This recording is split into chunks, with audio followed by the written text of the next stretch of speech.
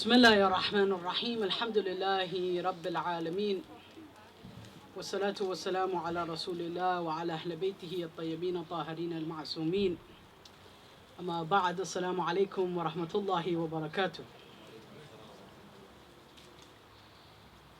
Such a pleasure always to see so many youth and shabab from our community amongst the believers. When you see them all gathered together like this, it really brings pleasure and delight to my heart to see everyone together like this. Inshallah, we organize more events like this, and may, let's recite a salawat for the organizers, inshallah.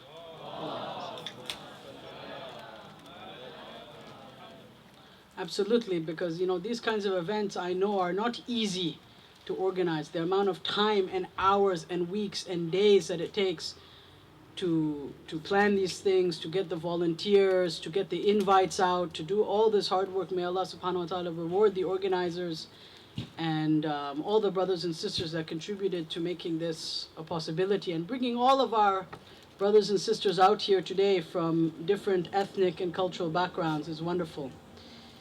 The topic that I wanted to briefly talk about for about 35 minutes is unity and community building in the perspective of the Qur'an and the Ahlulbayt.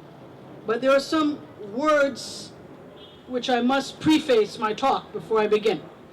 One, the Qur'an is God's word, according to all Muslims. It is a benevolent reminder and a demanding moral injunction.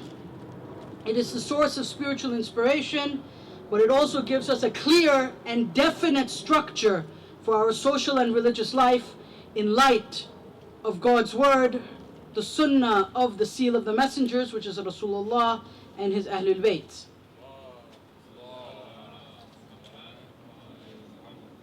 God's word, the Qur'an, is not something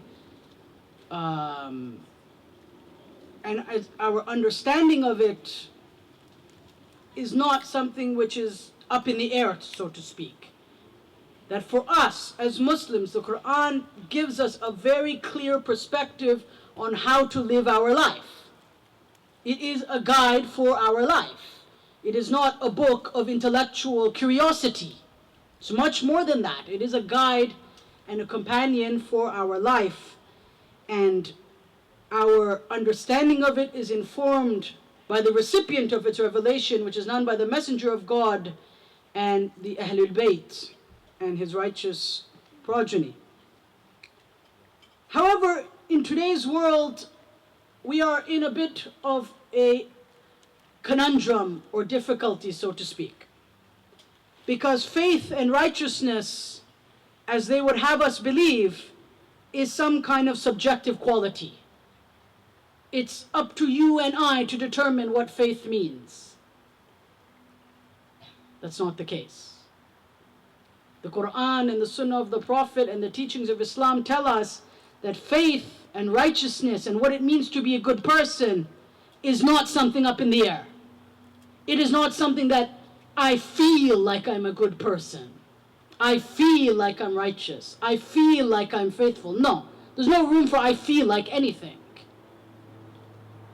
The Qur'an and the Sunnah of the Prophet give us very clear understandings and guidelines to explain to us what it means to be faithful, what it means to be a good person, what it means to be a righteous person, what it means to be a faithful person. However, in the modern world, and I will say East and West together, life is demystified. The cosmos around us is demystified. Life becomes about a set of ends. The means don't really matter. Life is about grasping my desires and my wants in any way which I feel like, providing I don't kill someone or run someone over while doing it. This is the poverty, the moral, ethical poverty of modernity. This is what I would call the jahal of our time. In the words of Charles Taylor, rationality reigns supreme, and this what I and myself and my vain desires determine dictates for me what it means to live a good life. That I, as the agent, determine my own sense of dignity, and I don't seek value from anything else but myself. It is a kind of arrogant self-centeredness, isn't it? Morality and law are two different things, according to this modern world, isn't it? What the law is and what the law ought to be are two different things. What do I mean by this? Meaning, being an ethical person does not rely on me worshiping, does not rely upon me being kind to my parents. That I determine what is moral and what is not moral. As long as I don't kill someone or run anyone over, I can be as rude as I want, as arrogant as I want, and I determine that. And I'm still legally obedient because I'm following laws. But the message of the Qur'an is not that. The message of Islam and the message of the Qur'an is that to be a legally obedient person is to be a virtuous person. To be a legally obedient person is to be an ethical person. Ethics and law are very much intertwined. We cannot think of ethics and law as two different things.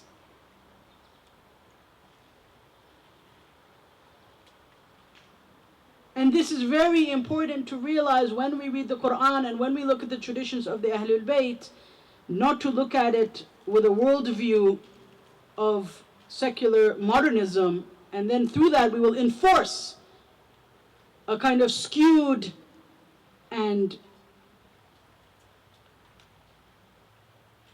corrupted understanding of the revelation and the tradition when we try to separate what it means to be a good person, what it means to be a virtuous human being, from what it means to be a legally obedient person in the eyes of God.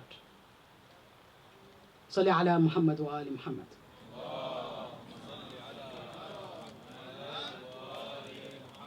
I don't want to get too philosophical, but it's very important for us to realize this mentality. And if it is in our mind or in our heart, to deal with it. And to approach Islam in the way that the Qur'an and the Sunnah of the Prophet has taught me to, not based on the basis of my own desires.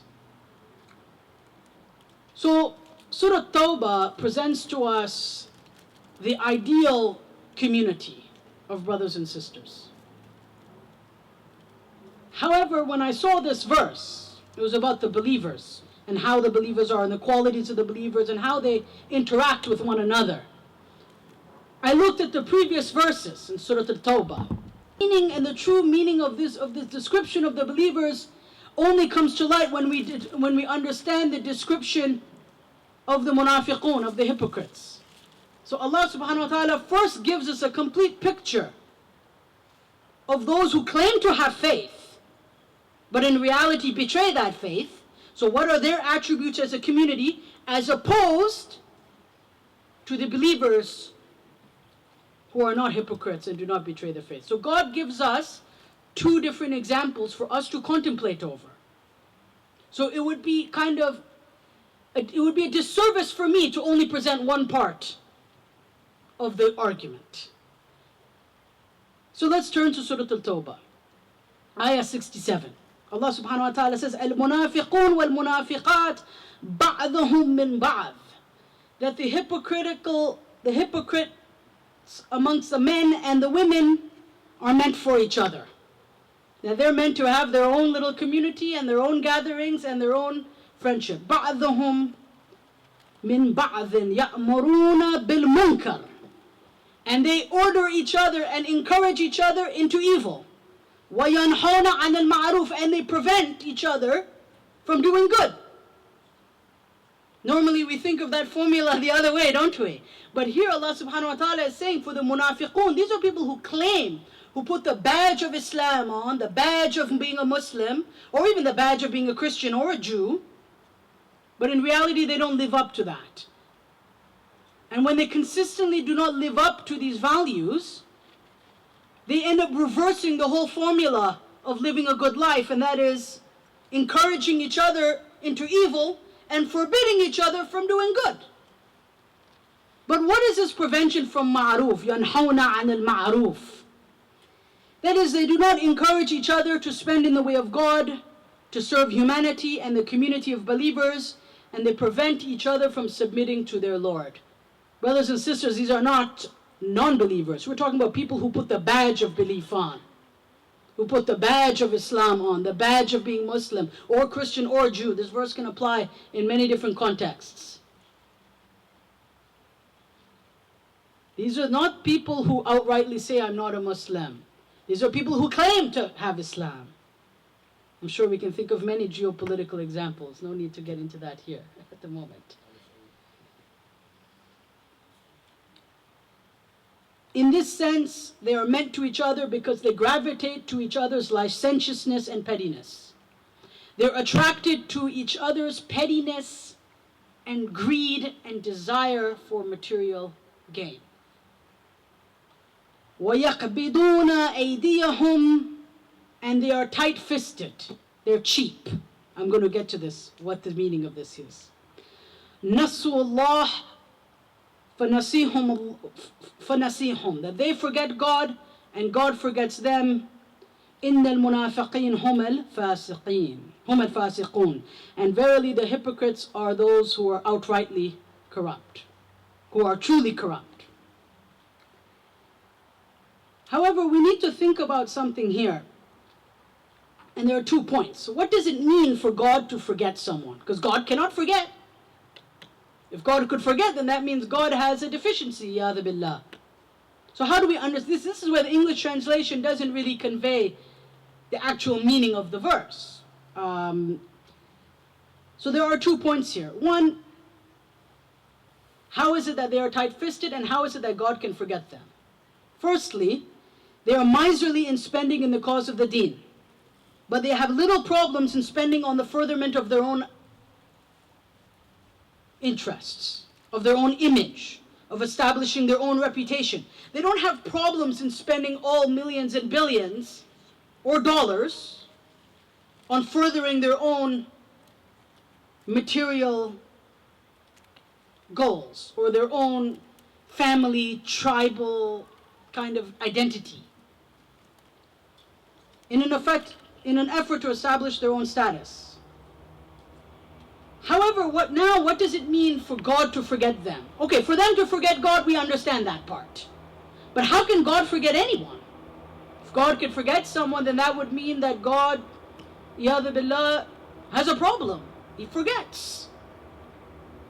This is where we need to understand the Arabic language in its clarity to understand the verse properly. In Kitab al-Tawheed of Sheikh al-Saduq, he's narrated a tradition from Amir al-Mu'mineen, from Imam Ali, who was asked about this verse, because some of the Sahaba didn't understand it, some of his companions, and he said, سأله رجل عما اشتبه عليه من آيات الكتاب. So someone came to Imam Ali and asked him and said, you know what, I don't understand some of these verses, can you explain it for me? So the Amir al-Mu'mineen, Imam al-Muttaqeen, he says, أما قوله نَسُوا اللَّهِ فَنَسِيهُمْ, he says that this means that they forgot God in this world. That they claimed to be believers, but they didn't live a life in which they remembered God. They didn't live a life in which God was a part of their life. So faith was just some kind of superficial material baggage, whether it be in the form of clothing or in the form of, even building a center. I mean, it could even be to that point that, I put a little plaque outside and now I become a believer, but that's not the case. So, in this world, they forgot God. وَلَمْ يَعْمَلُوا بِتَاعَتِهِ, and they did not obey God. Their actions did not fall in line with what it means to obey God. So then God will forget them in the hereafter. فَنَسِيهُمْ فِي الْآخِرَةِ, that when the hereafter comes, God will forget them with regards to His mercy. that He will not bestow His mercy upon them. He will not bestow His grace upon them. He will not bestow His beneficence upon them, because they intentionally forgot Him during their life. And in addition to that, they claim to be believers.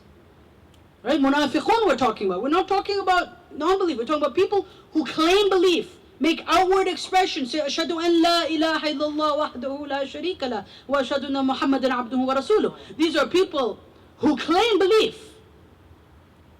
And in the past, claimed to believe in Jesus, and during the time of the Jews, claimed to believe in Moses, claimed to believe in Abraham, claimed to believe in Noah. But their lives did not match up with what was coming from their mouth. Nasullah, and they forgot God, and God will forget them on the Day of Judgment. وَإِن لَمْ يَجْعَلْ لَهُمْ فِي ثَوَابِهِ شَيْئًا, that the Imam says, and they will not get any thawab. There will be no thawab, no reward for them.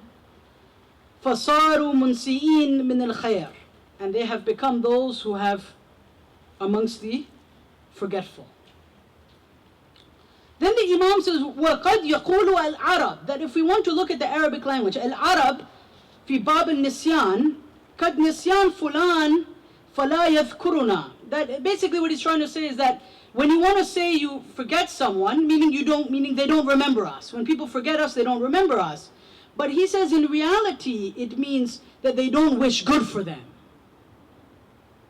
In the classical Hijazi Arabic, nisyan, forgetfulness, means I don't wish good for you. That when I don't remember you, it's not that I've forgotten about you. It's not that you don't exist, but I don't wish goodness for you. There's no khair in my mind, in my thought for that individual. And here the Imam is saying, وَلَمْ يَعْمَرْ لَهُمْ بِخَيْرٍ وَلَا يَذْكُرُهُمْ بِهِ, and they are not remembered with goodness, meaning that they will not have the beneficence and the mercy of God upon them after they die. It doesn't mean that God has some kind of deficiency of forgetfulness. This does not come out in the translation. That's why it's important to understand what the word nisyan means here. Salli ala Muhammad wa ali Muhammad. Then God goes on to say in the next verse, and God has promised the female and the male hypocrites and the disbelievers eternal damnation. And if they are in Jahannam, hum fiha khalidun. But then God says something so interesting. He continues to describe the munafiqun. This is really important, brothers and sisters, to understand these descriptions. It would be disingenuous of me to only present one part and then leave out the other part. So I have to present the full picture of community building here. So God says, كَانُوا أَشَدَّ مِنْكُمْ قُوَّةً, and these munafiqun who came before the time of the prophets, this is the time of the Jews and the Christians.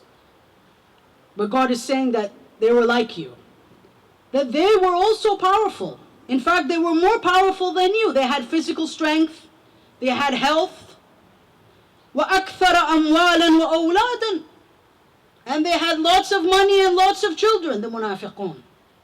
Subhanallah, I'm sure we could think of some countries like that now, can't we? So they had lots of wealth and lots of children.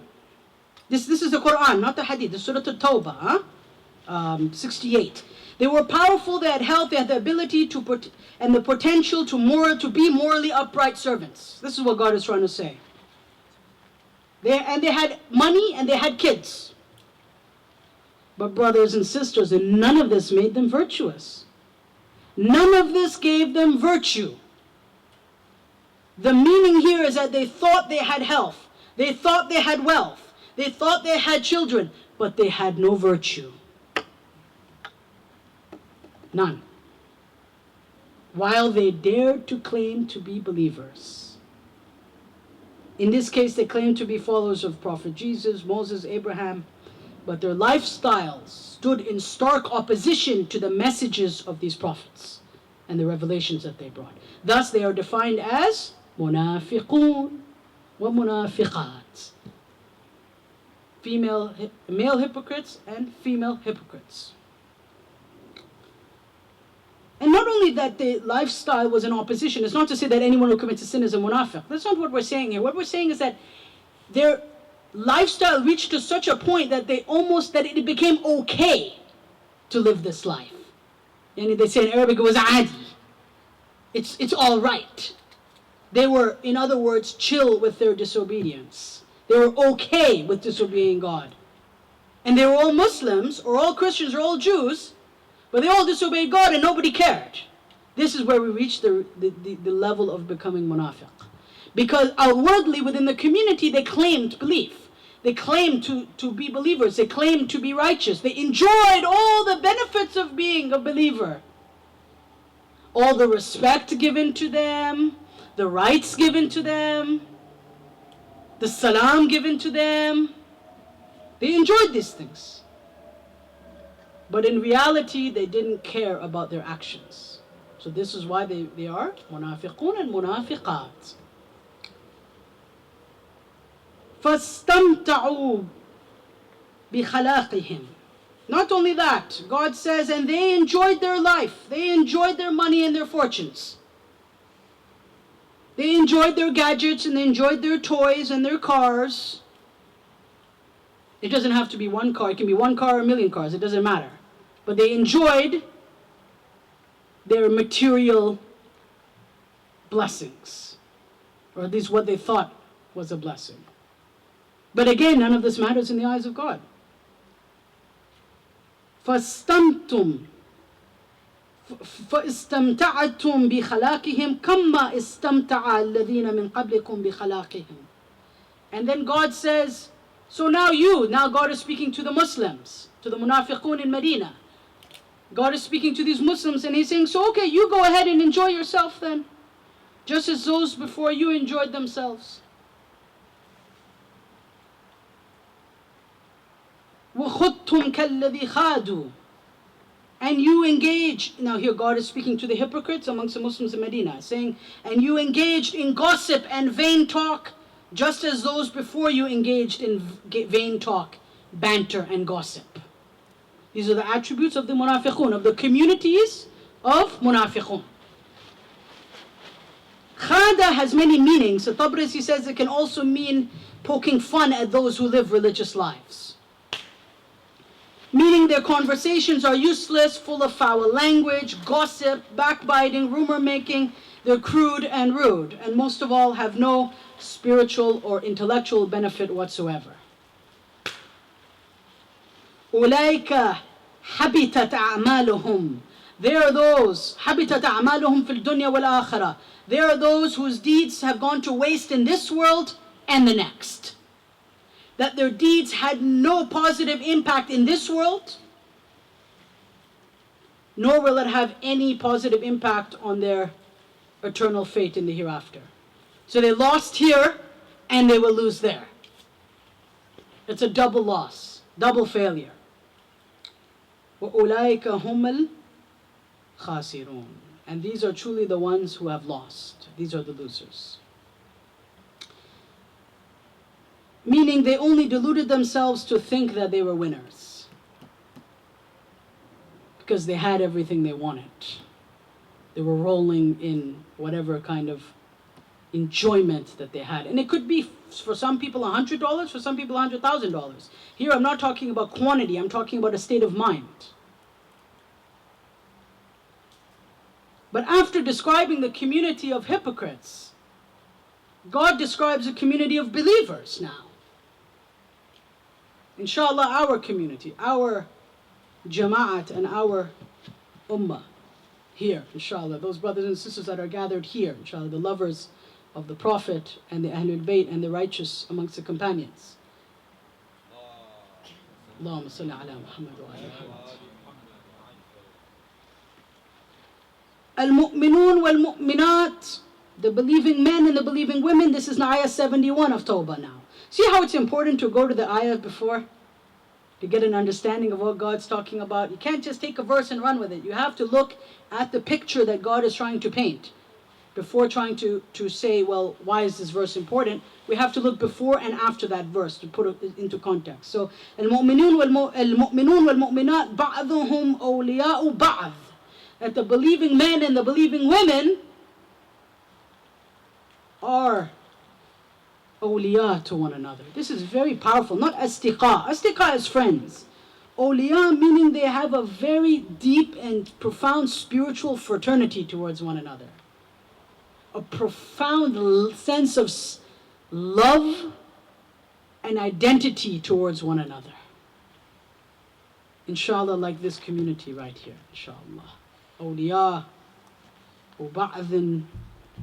بعضهم أولياء بعض يأمرون بالمعروف وينهون عن المنكر. And now comes the actual proper way of doing things. And they encourage each other, they sincerely encourage each other to do what is right. And they prohibit each other from doing what is wrong. This is a fundamental basis of their community. And right and wrong is determined by God and His Messenger, not by me. Not what I want to be right, what I want to be wrong. This is very important. This is the identity of the community of the mu'minun and the mu'minat, of the believing men and believing women. وَيُقِيمُونَ الصَّلَاةِ, and they establish prayer. There can be no community without the establishment of the worship of Allah subhanahu wa ta'ala. If a community can't pray, then it's not a community of believers. The salat, oh, what's she? Very important, right? It's right here at the beginning. وَيُؤْتُونَ الزَّكَاةِ, and they give the zakat, and here zakat can be a general sense of charity. That they're a community built upon advising each other in what is good, and that good is determined by God and the Ahlulbayt. 1. 2. They prohibit and they prevent each other from going into munkar. What is munkar? The ma'asiyat of Allah and His Rasul. The disobedience of God and His Rasul. We know this. Either at an ethical level or whatever level, at a business level, whatever level it is. In a complete holistic fashion, they encourage their brothers and sisters to do good, and they discourage their brothers and sisters from disobeying God and His Messenger. Salli ala Muhammad wa ali Muhammad.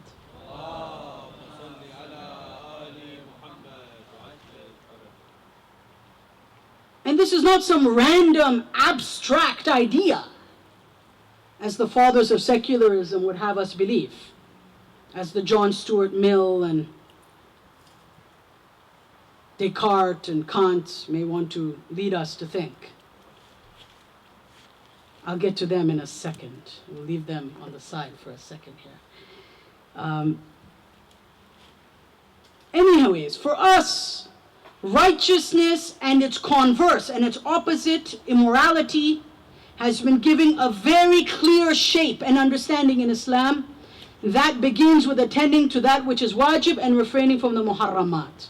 They cannot begin to talk about al-amr bil-ma'ruf wa nahy an al-munkar, meaning encouraging the good and prohibiting the evil, unless I begin with following what is incumbent upon me to follow according to my Creator and His beloved seal of messengers, Rasulullah, and I stay away from that which is haram as determined by God and His Messenger. I can't begin a conversation unless the borders of this community are the wajibat and refraining from the muharramat. Everything else is useless otherwise. Otherwise it just becomes a kind of self-fulfilling, arrogant kind of project. Nothing else. وَيُطِيعُونَ اللَّهَ وَرَسُولَهُ. Now everything comes into perspective. This is the community of believers in Surah Tawbah 71. And they obey God and His Messenger. أُولَٰئِكَ سَيَرْحَمُهُمُ اللَّهُ إِنَّ اللَّهَ عَزِيزٌ حَكِيمٌ. And Allah puts His mercy, bathes them and covers them with His mercy, and He is the dignified and the wise. So we have two converse ideas here. We have those who God forgets, and we have those who God extends His mercy to them. We've talked about the attributes of those whom Allah subhanahu wa ta'ala forgets. And these are the attributes of those who Allah remembers. In the definition that I already gave. So no one please don't say that Sheikh Vinay said that God forgets. That's not what I said. I explained what I meant by this word according to how it's been understood by the Ahlulbayt. That God has mercy on this community. What more do we need than the mercy of Allah subhanahu wa ta'ala? What more can we ask for but the mercy of Allah subhanahu wa ta'ala? And this is the community that God puts His mercy upon. However, some people do not like the word obey. If you go out and you tell someone obey God and His messenger, they'll look at you and think you're probably crazy, won't they? No, honestly, let's be honest. I mean, outside of the believers, if you go to someone and say, my religion tells me to obey God and His messenger, that's the language, يُطِيعُونَ اللَّهَ وَرَسُولَهُ. I'm not going to, we don't need to sugarcoat it. Those are the words. They might look at you and think there's something slightly wrong, or fanatic, or medieval, or backwards, or fundamentalist, or terrorist, or extremist, or those are at least responses that I've gotten from some individuals. But why? I know I don't want to go too philosophical, but we want to ask a question. I always tell my students, when they make a comment like this, oh, that's so backward, for example. I will ask them a follow-up question. I'll ask them, what mental process went through your mind for you to make that comment? I want you to explain to me why it's backwards. Normally at that point, they just stop.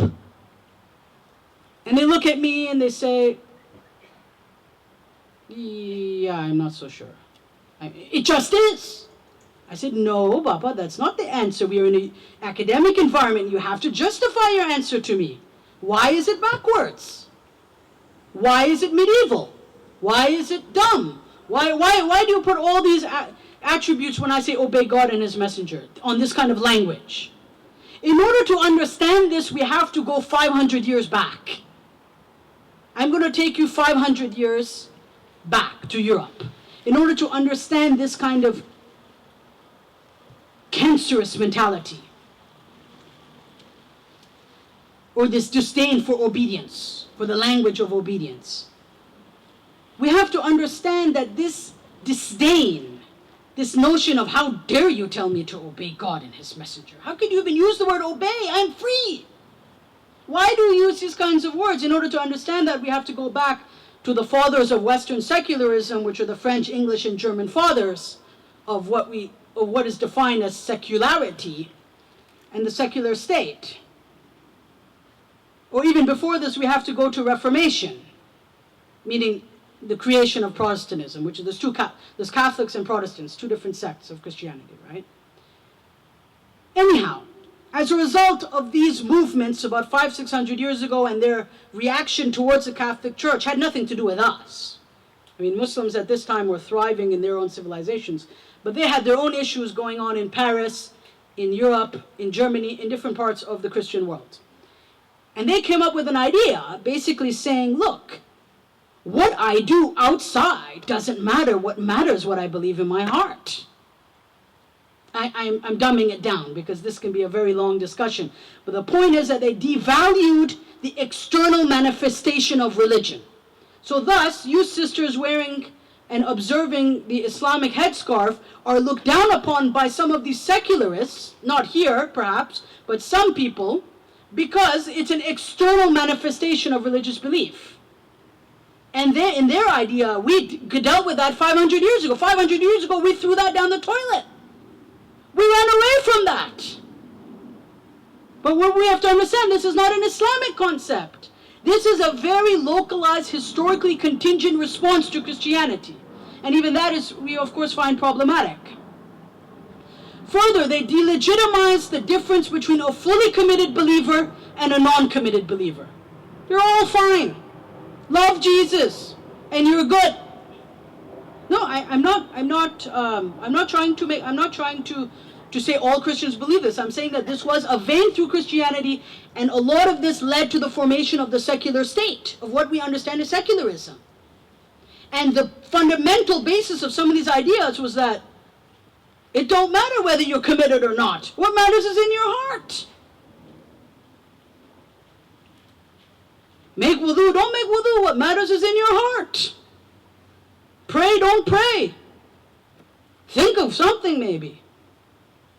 Isn't this the notion? But in order to understand this cancerous ideology, we have to go to history. If we do not understand history, we do not understand where this question comes from, or where the reaction is, that sounds backwards to me, or that sounds medieval to me. So we have to understand where this comment, how this comment comes about, what is it based on, and where does it arise from. Salli ala Muhammad wa ali Muhammad. In the words of Charles Taylor, in the current world in which we live in a world in which a large number of people incline towards known as modern humanism. What is humanism? In the words of Charles Taylor, he's a famous Catholic philosopher. He says, what makes modern humanism unprecedented, of course, is the idea that the flourishing of the human being involved no relation to anything higher than him. That a human being can reach their peak and their peak of virtuousness and righteousness without turning towards a creator. God is removed from the situation. A creator is removed from the situation. Now I'm good because I think I'm good. I'm good because I feel I'm good. I'm virtuous because I think I'm virtuous. And this precisely is what I call the moral and ethical bankruptcy of modernity.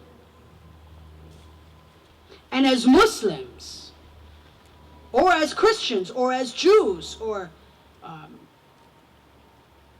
we need to realize that this is a cancerous ideology.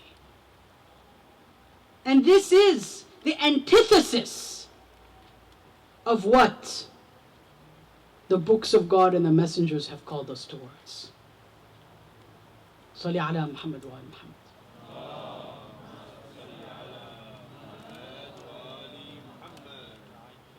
So the purpose of presenting these verses, is to alert us and remind all of us to heed the call of God and to hasten to build a community of brothers and sisters whose vision is directed upwards. Metaphorically speaking, I'm not saying God is above my head. Metaphorically speaking. And yes, the descriptions of the Qur'an of Allah subhanahu wa ta'ala, the descriptions by Allah subhanahu wa ta'ala are stark. They're graphic. I'll admit that. Why? Because that's the only way we're going to realize. God speaks to us in a way because He understands what makes us tick. He understands how it is that we will respond to something. He uses examples that touch each and every one of our hearts. Which is, we may have wealth, we may have kids, we may have everything we want, but that does not make us a virtuous and righteous person. That can only come about by يُطِيعُونَ اللَّهَ وَرَسُولَهُ. They obey God and His Messenger, and then سَيَرْحَمُهُمُ اللَّهُ. And then God's mercy comes upon them. It is conditional. And when we wish to build a community of believers, we must do so by joining hands in a common desire to love God, obey God and His Messenger, and His revelation. We join hands in a life of humility and servitude before God, not before anyone or anything else. And this is what it means, fi sabilillah, in the path of Allah subhanahu wa ta'ala. I'll end with a verse of the Qur'an, a beautiful verse of Surah Al-Imran 103. Where God says, I won't recite the Arabic, I'll just recite the English, hold fast to the rope of God and do not separate from one another. Remember the blessings of God that have been given to you. For you were enemies before. God is speaking to the people of Medina, the Aws and the Khazraj. You were enemies before, and He brought your hearts together as one. فَأَصْبَحْتُمْ بِنِعْمَتِهِ إِخْوَانًا. and He made you into a spiritual fraternity. For you were on the edge of hell, and He saved you from it. And this is how God demonstrates His signs and shows His signs to the believers. Or rather, this is how God shows His signs. Perhaps then they will be guided. وصلى الله على سيدنا محمد وآله الطيبين الطاهرين.